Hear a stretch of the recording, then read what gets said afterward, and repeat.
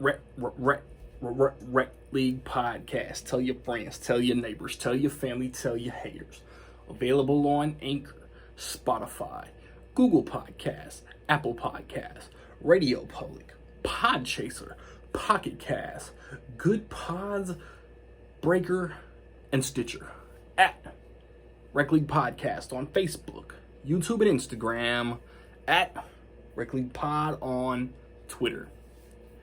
Episode 72, available now. Yo, whether you watching this from Facebook, Twitter, click the link in my Instagram, or YouTube itself. What up, world? So, I just watched Ghostbusters Afterlife. Not counting video games, this is the proper Ghostbusters 3. It is the, 32-year follow-up to Ghostbusters and Ghostbusters 2. It stars McKenna Grace, Finn Wolfhard, Carrie Coon, Paul Rudd, Logan Kim, Celeste O'Connor, Bokeem Woodbine. It is directed by Jason Reitman, who has directed Thank You for Smoking, Juno, Up in the Air, Tully, Young Adult, The Front Runner, and am I forgetting one? Men, Women, and Children, Labor Day. And he is the son of Ivan Reitman, who directed the original Ghostbusters and Ghostbusters 2. This takes place present day. If you've been following any Hollywood news, you know one of the original Ghostbusters isn't with us anymore. That is incorporated into this plot. So the family of one of the original Ghostbusters goes to an old creepy old barn in Oklahoma, and they just think they've inherited debt and crap and dust, and it turns out to be a family legacy that shakes up a small town. I was excited for this movie when it was originally coming out last summer. It's another COVID victim, but it's I'm always down for new Ghostbusters. The first Ghostbusters is such an iconic masterpiece, man. Made horror comedy cool. It's in my opinion Ivan Reitman's best movie, my favorite Bill Murray movie. So hearing that Jason Reitman, the son of the director of the first two movies, is going to direct a proper Ghostbusters 3. I know there's a video game that come out in 2008, 2009 that's considered a Ghostbusters 3. It might be canon. I never played it. I don't know the plot. I don't know the story. I don't know if there were any references to the game in this movie. But this movie exceeded anything I could have imagined. McKenna Grace is the star of this movie. She, the movies that she's been in, off top of my head, I know she played young Carol Danvers in Captain Marvel. She played young Tanya Harding in I, Tanya. And she played Chris Evans' niece, where he was a deadbeat uncle or something, and his niece, his gifted niece, it's called gifted, got dumped in his lap, and he tries to take care of her.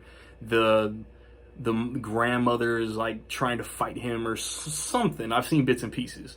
I need to sit and watch that. But she also has a recurring role on the sitcom Young Sheldon, and she looks like her look, along with Finn Wolfhard, they look like the grandparents of the character who passed away in this movie. But she acts like Sheldon. She's a genius. She's brilliant.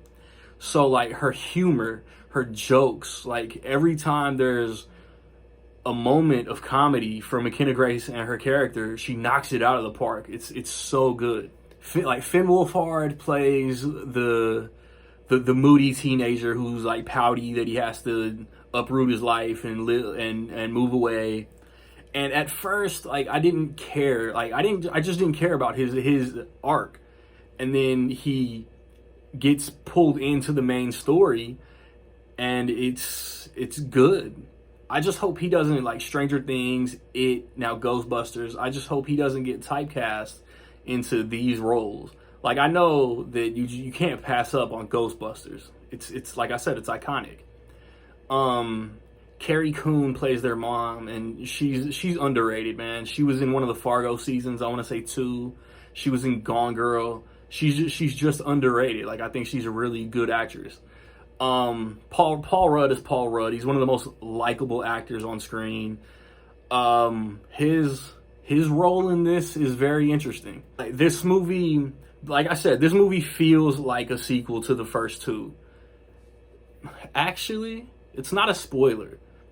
They never really acknowledge Ghostbusters 2, but I've never heard anything building up to this movie saying that this ignores Ghostbusters 2. So, like, this feels like a direct sequel to the original movie, but this is Ghostbusters 3. Like, Dan Aykroyd worked for 30 years trying to get a proper cinematic, theatrical Ghostbusters 3 movie released. I don't know how much involvement he had in this, but it finally got done. Like this, like I said, this feels like sequel. This also feels like reboot. Like the most recent comparison I can make is Candyman that just came out on Blu-ray, came out to the theaters at the end of August. Candyman that come out this year feels like a reboot. It's not a reimagining. It's Candyman that just come out is a fresh take on the franchise, but it's a sequel to the 1992 Candyman. This is a fresh take of the whole Ghostbusters franchise, but it's a direct sequel to the first 2 movies. I was overjoyed watching this the entire time. Like, it never dips in interest. Like, okay, my interest never dipped. I never, like, lost focus. I was always into whatever was going on. It hits the nostalgia in the right places. It sets up hope for a franchise to actually be built in the right places.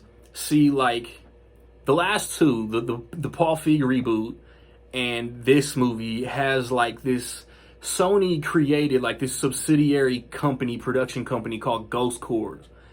And these are the only 2 movies that have ever used it. If I'm Sony, and we've seen what they're doing with Spider-Man, Venom, Morbius, blah, blah, blah. They want this cinematic universe so bad. Ghostbusters is the way to go. Set up Ghostbusters movies that are not directly correlated to Ghostbusters Afterlife, and set up the Ghostbusters, like, in different countries, different states in America, London, Australia, whatever. Like, the Ghostbusters have become like a branch of law enforcement. They don't have to relate. There doesn't have to be a big, massive Avengers-like crossover, but there could just be references like, hey, did you hear about what happened in Oklahoma? Blah, blah, blah, blah, blah. I think that could be a great idea. Sony, I'm not hard to get in contact with. Yeah, like, this was a great movie, man. Like, I was into it the whole time. It's funny. It's funny. It's exciting. It's creepy, and it gets emotional. Like, it brings, like, it brings elements to a Ghostbusters movie that none of the other 3 Ghostbusters movies ever had. So yeah, man, like, there is a mid-credit scene and there is a post-credit scene, so definitely don't leave as soon as the credits start. Maybe it's like new movie buzz, you know what I'm saying? Like, maybe I'm on a new movie high.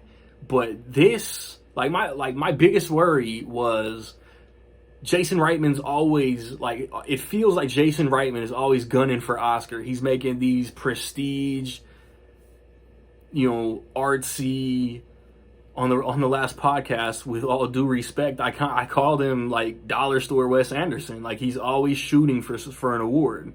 That's what it feels like. So I was like, can Jason Reitman cross over into geek territory and give us a good Ghostbusters movie? And this movie, dare I say, I might ruffle some feathers, is almost as good as the original.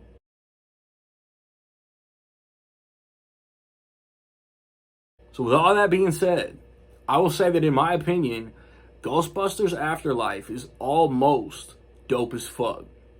So if you've seen Ghostbusters Afterlife, man, what you think? Positive, negative, somewhere in between, let me know. I've recently posted reviews for Red Notice, Clifford, the Big Red Dog, and Eternals. Right around the corner, I have a review for King Richard coming. Next weekend, I want to watch and review, at the very least, Resident Evil Welcome to Raccoon City, Encanto, and House of Gucci. If I have time, I'll watch and review Bruised. I might only watch it and review it on Letterboxd. We talked about Ivan and Jason Reitman and their filmographies. Like, subscribe, comment. Find me where you find me, man. Don't know where to find me. Watch these credits. Peace.